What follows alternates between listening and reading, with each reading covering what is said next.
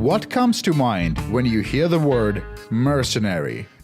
You might be thinking about something like Blackwater, a modern private military company. Founded in 1997 by former Navy SEAL officer Eric Prince, the organization was renamed to Sea Services in 2009 and then to Academy in 2011. The company received widespread notoriety after the Nisour Square incident, when a group of its employees were convicted of killing 14 Iraqi civilians and injuring 20 more while escorting a U.S. embassy convoy in Baghdad. Operation Red Dog. Chapter 5. A different kind of mercenary.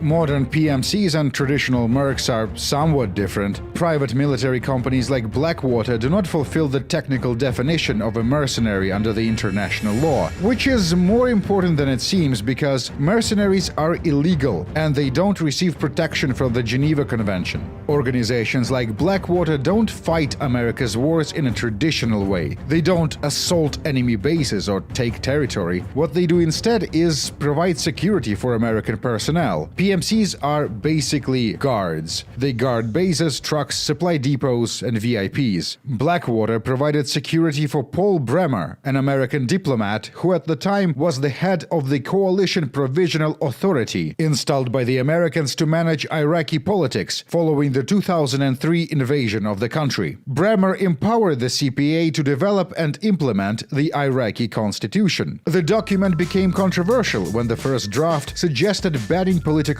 parties opposed to the US occupation from participating in elections, privatizing much of Iraqi's industries and natural resources, and allowing the unelected Iraqi Interim Governing Council to sign a binding status of forces agreement between Iraq and the United States. Understandably, this made Bremer the most targeted American official on the planet. Blackwater security expert Frank Gallagher kept Paul Bremer alive the entire time. The firm also provided its services to various private companies, usually in the resource sector. Through a network of 30 subsidiaries and shell corporations, Blackwater-linked entities provided intelligence, training, and security services to a number of various multinational firms including Monsanto, Chevron, Walt Disney Company, Deutsche Bank, and others. Disney hired Blackwater to do a threat assessment for potential film shoot locations in Morocco. The job provided a good chance to impress Disney. As one company executive put it,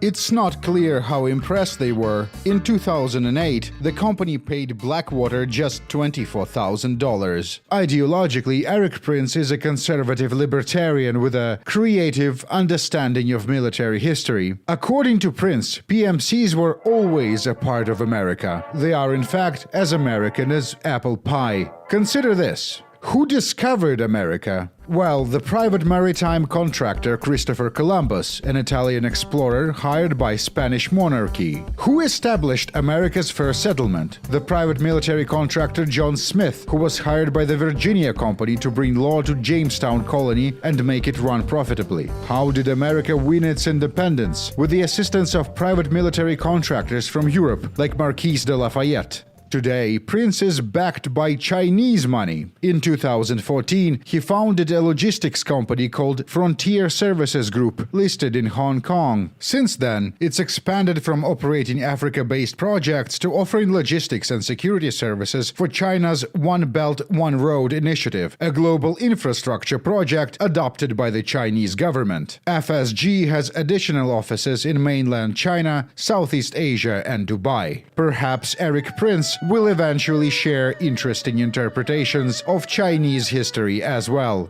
Thomas Michael Hoare, also known as Mad Mike, was a different kind of mercenary. Despite his lifelong philosophy that you get more out of life by living dangerously, he turned 100 years old in 2019. He is known for various military adventures in Africa, specifically in Congo, as well as for his attempt to conduct a coup in Seychelles, a tiny archipelago country in the Indian Ocean. The fighting started prematurely when one of Hoare's men accidentally got in the wrong line in the airport, and the customs officer insisted on searching his bag. The rifle rifles were well concealed in the false-bottomed kit bags, but one of the guns was found anyway, and the customs man sounded the alarm while attempting to run away from the scene. One of Hoare's men pulled his own disassembled AK-47 from the luggage, assembled it, loaded it, and shot the escaping customs man before he could reach the other side of the building. To get out of the sticky situation, the mercenaries had to hijack a passenger airliner. The main character of our story, Texan mercenary scam artist Mike Perdue, was not an educated man, but he read books, and almost every would-be mercenary had read Hoare's book about his adventures in Congo. Perdue learned the mercenary trade from magazines like The Soldier of Fortune, as well as from pop culture and movies like The Dogs of War.